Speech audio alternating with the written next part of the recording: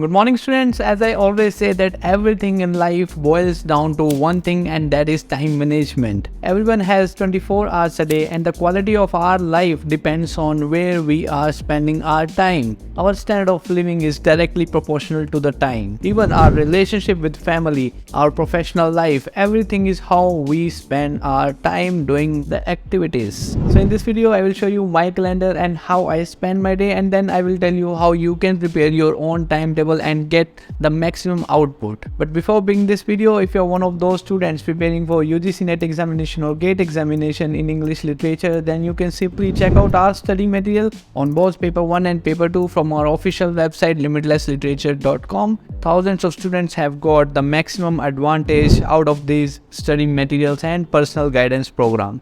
Check the link in the description below to know more about it. Now without any further ado, let's begin with this video.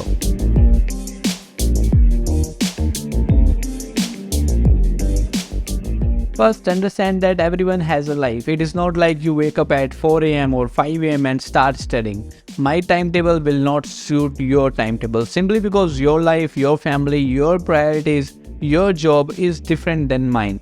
Alright, so don't follow like if a teacher says you to wake up at 4 am, join their clubs, sleep late at night. All this is not practical. It is also not practical that you study 15 hours a day, 16 hours a day, like you wake up 4 am in the morning and you are sleeping 11 pm in the night. It is not at all possible. Alright, so make your timetable according to your needs, according to your priorities. Alright, so let's get quickly on how I manage my timetable, what is there in my calendar, and how you can create your own calendar to prepare for any competitive exams in English literature.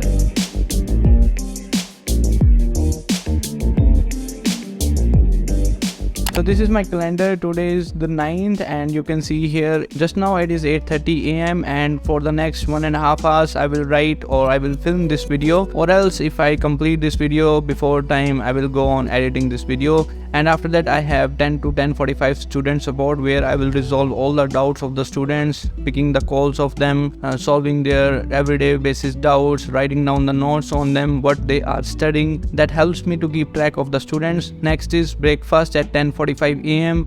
The next one is to-do list clean. So I have to clean my to-do list, what all I have made here in to-do list at 8 am. I will work on cleaning this to-do list from 11:15 am to 12 pm. Again 1 hour for writing, filming and editing the videos.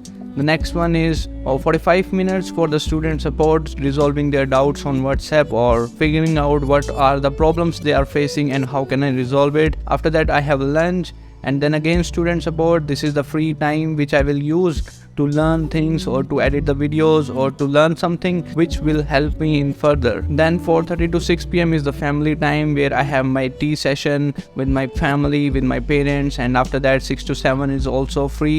In that time also I generally read books or I plan out what I am going to do the next. And then 7 to 8 gym. Every day I go to gym at 7 to 8 pm. That helps me to stay fit, to stay in shape. And then we have another 8 to 9. It's a free time where I come back from the gym and I just prepare my dinner, and till 9:30 I'll get free. And then from 1 am to 7 am I have my sleeping schedule. Okay, so let's create a new one. Pick a name to English literature. This is a timetable I'm creating for UGC-NET preparation. So here we go, we have our English literature preparation. Okay, so let's begin with managing the time here. For instance, I wake up at 7 am to 8 am, so I will just start morning routine. I will repeat it to daily, and then I will just give it a color coding to yellow. Okay, that is the saving. And then I sleep at 11 to 12 am. I will set again it to daily, and then I will color code it to yellow. This is the thing. Okay, so these are the time blocks which I have to use throughout the day, and I will start setting it right now. Just now, like see, 1 pm to 2 pm lunch. I will color code it with again yellow. Let me edit it to daily. Save. Okay, and then I have a dinner time from 8 pm to 9 pm. So these are the time blocks I have. Now here I will have a breakfast for half an hour, 11 am to 11:30 am. For 30 minutes breakfast. Let me color code it to yellow, and then repeat it daily. Okay, so this is my schedule. The first thing I will surely do as a literature student is to revision whatever I am doing, whatever I am studying. I must revise it every single day and save it. And then again, before sleeping at night, I will just pick it up as revision. That will also help me to get good in English literature. I will set it to daily and then save it. Okay. So now 1 hour I'm going to give it to paper 1, and that I think is to 2 to 3 p.m. Paper 1, that is green, and it will set again to daily. Okay, and then I will also set here my gym timing, because 7 p.m. to 8 p.m. is my gymming time. Exercise is very important. That will help you to make your brain muscles stronger. Okay, I'll just color code it to gray and I will just set it to daily. Now I have these blocks. Okay, so first thing I will do is I will start British literature, because that is the most important subject. I will set it to sky blue color and I will fix that to daily, because 80% of the results come from 20% of the subjects. So British literature is something if I do on everyday basis, it will improve my score drastically. Okay, then literary theory is the second most important subject. I'm going to focus on for a week. Okay, daily, and then I will just save it to literary theory. Okay, let me change the color code to something like basil. Okay, save it. This all the events. Okay, so this is my schedule. Okay, so these are the times which is free of slot. I can schedule it to prepare one passage every day, data interpretation. That is free marks, because if I solve around 20 to 30 passages, 20 to 30 questions on data interpretation, that is surely going to improve my score. So according to your needs, you can block your times where you are setting it here. Okay, these are the free time blocks. Here I can fix up a movie, because movies play a great role in helping me out in understanding the subject. Summaries are not at all enough, so I will just put at one movie here.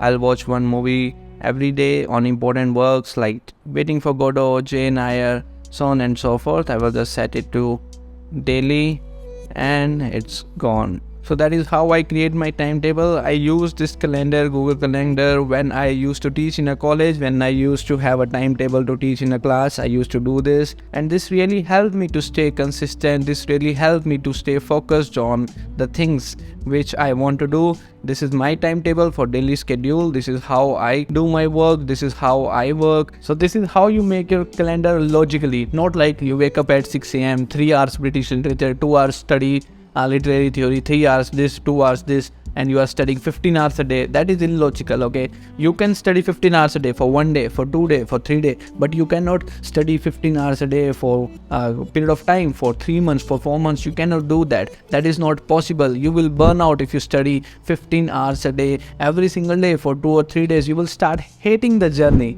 Instead of enjoying literature, you will start hating the subjects. Okay, so make your calendar as if you have time to relax, where you have time for your regular meals, for breakfast, for lunch, for dinner, where you have the time to do exercise. Give time to your family, your partner. 4 to 5 hours of day of studies are more than sufficient if you are willing to follow your timetable for 5 to 6 months. Okay, I cannot run my day without any calendar, so I need that timetable to run my everyday task, to run my day, because I feel much control over my time if rather than I just simply going on living the life randomly. Okay, so if you understand that time is the biggest resource, not your money, not your education, nothing. Time is the biggest resource. If you spend it wisely, you can turn your life all around in within 1 year. So I hope you found the video worth your time. Do not forget to like this video and subscribe the channel. That will inspire me to create more such videos for you in the future. I will see you soon in the next video. That's it for this. Thank you.